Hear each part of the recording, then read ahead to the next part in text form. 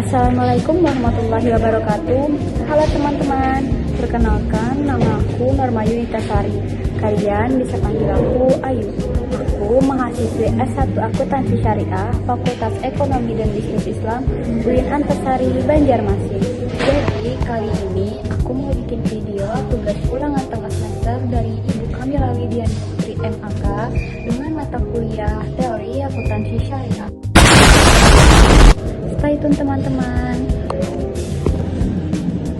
Pada kesempatan kali ini aku mau ngebahas salah satu akad yang penting dalam ekonomi syariah, yaitu akad ijarah dan ijarah mutahiyah bin tablik atau sering disingkat dengan IMBT.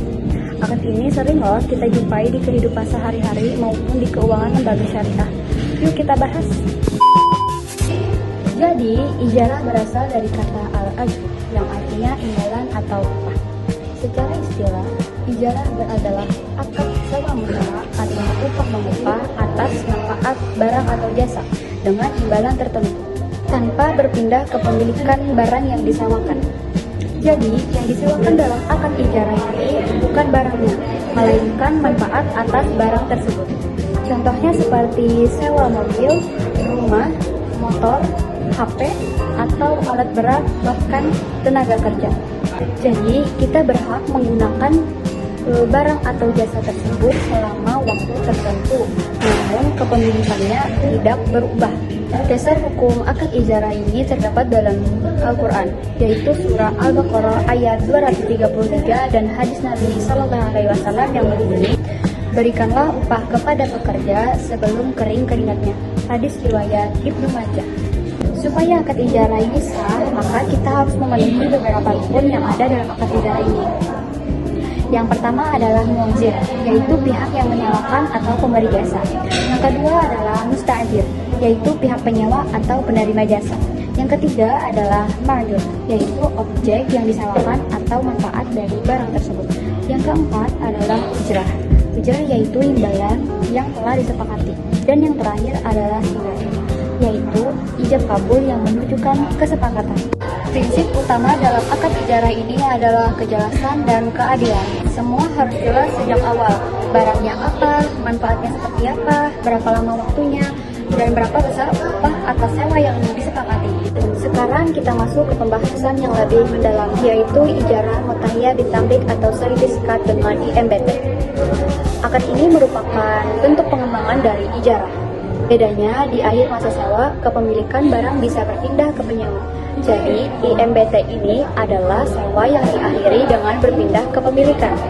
Prosesnya bisa melalui dengan hibah, jual beli, atau pembayaran sisa nilai barang setelah masa sewa berakhir.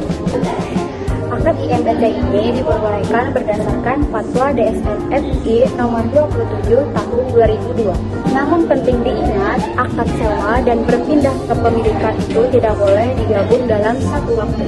Artinya, setelah masa sewa itu masih dianggap sebagai akad ijarah. Baru setelah selesai bisa dilakukan perpindahan kepemilikan. Inilah yang membuat IMBT menjadi produk unggulan dalam perbankan syariah karena memudahkan nasabah untuk memiliki aset tanpa riba. Mari kita lihat skema dari akad ijarah dan ijarah mutahiyah bin tablik. Aku sebagai pihak musta'jir atau penerima sewa sedang membutuhkan rumah untuk operasional usahaku. Lalu aku mendatangi bank untuk melakukan negosiasi dan akad ijarah. 2. Setelah bank dan aku melakukan kesepakatan tersebut, bank memberikan aset sewa tersebut. Setelah bank mempunyai aset sewa tersebut, aku menggunakan manfaat atas aset tersebut dan setiap bulannya aku membayar ujrah sampai waktu sesuai kesepakatan di awal.